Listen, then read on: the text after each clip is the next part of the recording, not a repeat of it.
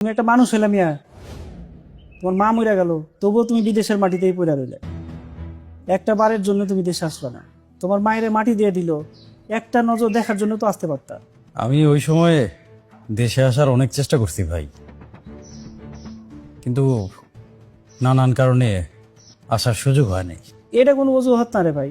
যে মা তোমারে জন্ম দিছে তারে একটা নজর দেখার জন্য তুমি আসতে পারলো না। কি ব্যাপার, কথা কি বন্ধ হয়ে গেল? ভাই এইমাত্র তো দেশে ফিরলাম, এখনো বাড়িতেই যাই নাই। আমি আপনার সাথে পরে কথা বলবো নি। তোমার মতো মানুষের আমার সাথে কথা বলার কোনো দরকার নাই। আমি যদি এলাকার চেয়ারম্যান হইতাম, তোমার আমি এক ঘোড়া করে দিতাম, এলাকাতে চলতেই দিতাম না।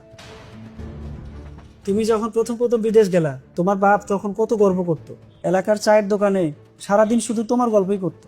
আর এখন তোমার বাপ তোমার নাম শুনতেই পারে না। জি ভাই, সেটা আমি জানি। তুমি তো কিছুই জানো না। কয়েকদিন আগে তোমার বাপের কাছে তোমার কথা জিজ্ঞেস করছিলাম, সে মুখ ঘুরাইয়া নিল, একটা কথাও আমার সাথে বললো না।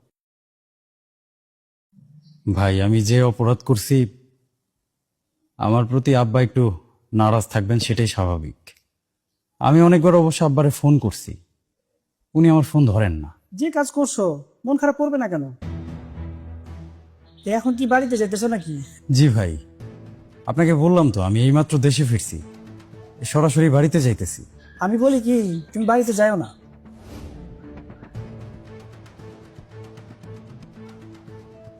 বাড়িতে যাব না? না, বাড়িতে যাও না। বাড়িতে যায় লাভ কি? তোমার বাপ তো তোমার সাথে কথাই বলবে না। আবার এমনও হইতে পারে তোমার বাপ তোমারে দেখে স্টক করেই মারা গেল। কষ্ট তার কম দাও নাই।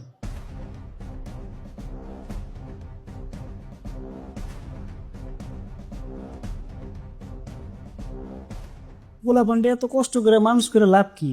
সব তো বড় হইলেও মানুষ হয়। ভাই, এটা আপনি মানুষের কাজ করেন নাই।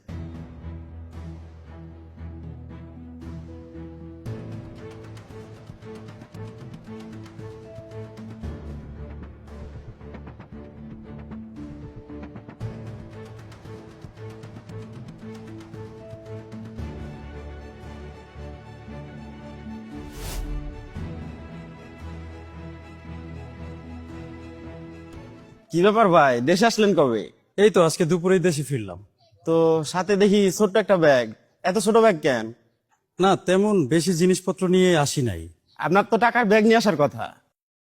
টাকার ব্যাগ নিয়ে আসার কথা? হ, বিদেশে তো আপনি কোটি কোটি টাকা কামাইছেন, সে টাকা নিয়ে দেশে আসবেন না? বিদেশে আমি কোটি কোটি টাকা কামাইছি, এই কথা তোমাদেরকে কে বললো? কোটি টাকা কামান নাই, আপনার মা মরে গেল, আপনি দেশে আসলেন না। আমরা তো ভাবছি না জানি মাসে আপনি কত টাকা কামান। মায়ের লাশ দেখতে আসলে হয়তো আপনার টাকা লস হয়ে যাবে, এজন্য আসেন নাই। কি ব্যাপার ভাই, কথা বলেন না কেন? সারাদিন হলো আপনি কিছু খাননি, চলুন আপনাকে খেতে দিব। না মা, এখন খাবো না। শরীরটা ভাল লাগছে না, পরে খাবো।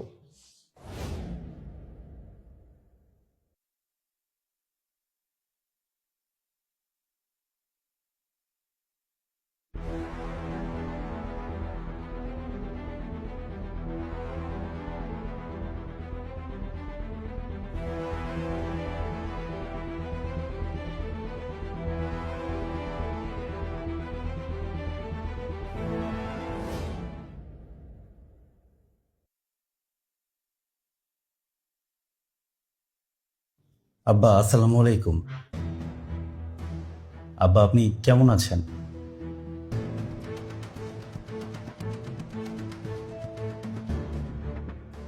আব্বা এলাকার সবাই আমাকে নানান ধরনের কথা বলতেছে, অবশ্য আমার তাতে কোনো কষ্ট নাই। তবে আপনি যে আমার সাথে কথা বলেন না, এজন্য আমার খুব খারাপ লাগে। আপনি আমাকে এত ভালোবাসেন, মা আমাকে এত ভালোবাসতো। এই দেশ ছেড়ে যাবার আমার কোনো ইচ্ছাই ছিল না। আপনি তো আমাকে জোর করে দেশের বাইরে পাঠাচ্ছেন, কিন্তু আমার কপালটা দেখেন, দেশের বাইরে যে গেলাম, মারে শেষবারের মতো দেখার জন্য আর আসতে পারলাম না। আব্বা জানেন, সবাই আমাকে দোষী মনে করে, সবাই মনে করে আমি টাকার লোভে পড়ে মারে শেষবারের মতো দেখতে আসি নাই। সবাই যে আমাকে লোভী মনে করে তাতে আমার কোনো কষ্ট নাই আব্বা। অন্তত আপনি যদি বুঝতেন যে আমি কেন শেষবার মাকে দেখতে আসি নাই। আমার অনিচ্ছা সত্ত্বেও আপনি আমাকে জোর করে ইউরোপে পাঠাই দিলেন। কিন্তু আব্বা, আপনি যে দালালকে এত বিশ্বাস করছিলেন, যে দালালের হাতে আপনি এতগুলা টাকা আর আপনার নিজের ছেলেকে তুলে দিলেন, সেই দালাল আপনার ছেলের কত বড় ক্ষতি করছে সেটা আপনি কোনোদিনও জানতে পারেন নাই। আব্বা, ইউরোপের স্বপ্ন নিয়ে আমি দেশ ছাড়ছিলাম ঠিকই, কিন্তু ইউরোপে গেলেই একটা মানুষের জীবন যে স্বপ্নের মতো রঙিন হয়ে যায় না, সেটা আমি বুঝতে পারছিলাম ইউরোপে যাবার পর। এই দালাল আমাকে সেই দেশে এমন এক কাজ নিয়ে দিল, সেখানে না ছিল খাবারের ব্যবস্থা, না ছিল পানির ব্যবস্থা। বিদেশের মাটিতে পৌঁছানোর পর প্রথম রাতে আমি যখন আপনাকে ফোন দিয়ে বললাম যে আব্বা, আমি ঠিক মতো পৌঁছাইছি, ভালো একটা কোম্পানিতে চাকরি পাইছি, সে সবকিছু মিথ্যা ছিল আব্বা।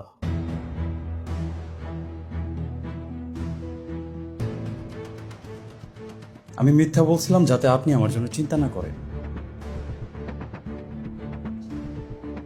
আমি তখন ভালো ছিলাম না আব্বা। একটা ছাগলের খামারের ভেতরে শুয়ে শুয়ে আমি আপনার সাথে ফোনে কথা বলতেছিলাম, আর যার ফোন থেকে আপনাকে ফোন দিছিলাম সে ছিল খামারের মালিক।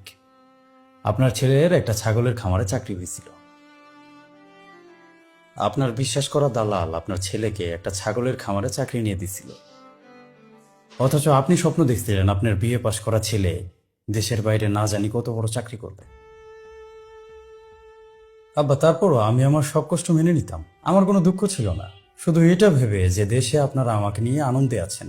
আপনি ভাবতেছেন আপনার ছেলে খুব সুখে আছে, ভালো আছে। আপনাকে একটা বারের জন্য জানাইতে ইচ্ছা করে নাই যে আব্বা, আপনার ছেলে ভালো নাই, আপনার ছেলে বিদেশের মাটিতে কষ্টে আছে। আব্বা, যেদিন মা মারা গেলেন সেদিন আমি ভিয়েতনামের জেলে ছিলাম। মা মারা যাওয়ার খবরটা সেখানকার পুলিশই আমাকে দেয়, এবং সেইখান থেকেও এই খবরটা পাঠানোর সুযোগ ছিল যে আমি তখন জেলে আছি। কিন্তু আমি সেই খবরটা আপনাদেরকে পাঠাইনি আব্বা। আসলে আব্বা, আমি চাই নাই যে আপনি শোনেন আপনার ছেলে জেলে আছে।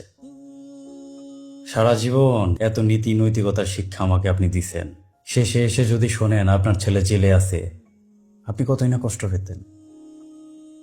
এজন্য আপনাকে জানানোর সাহস হয় নাই। যেহেতু আব্বা জেলে ছিলাম, আমি চাইলেও তো আসতে পারতাম না। আর যতদিনে জেল থেকে বের হলাম ততদিনে তো মা আর বেঁচে নাই। আসলেও তো কাউকে পেতাম না, কেনই বা আসতাম বলেন? ভাবলাম বিদেশের